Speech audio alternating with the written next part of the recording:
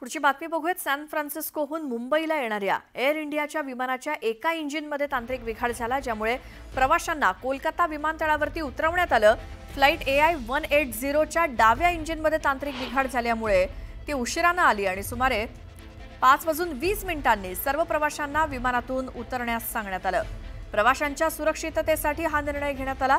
Air इंडियाचं विमान AI 180 हे वेळापत्रकानुसार सॅन फ्रान्सिस्को विमानतळावरून निघालं होतं, पण जेव्हा ते रात्री 12:45 कोलकाता विमानतळावरती पोहोचलं तेव्हा त्याच्या डाव्या इंजिनमध्ये तांत्रिक बिघाड झाला। त्यामुळे सुरक्षिततेच्या दृष्टीने सर्व प्रवाशांना विमानातून उतरवण्यात आलं। सॅन फ्रान्सिस्कोहून मुंबईला निघालेलं हे विमान होतं, मात्र डाव्या इंजिनमध्ये बिघाड झाला, त्यामुळे कोलकाता विमानतळावरती सुरक्षिततेच्या दृष्टीने या सर्व प्रवाशांना उतरवण्यात आले।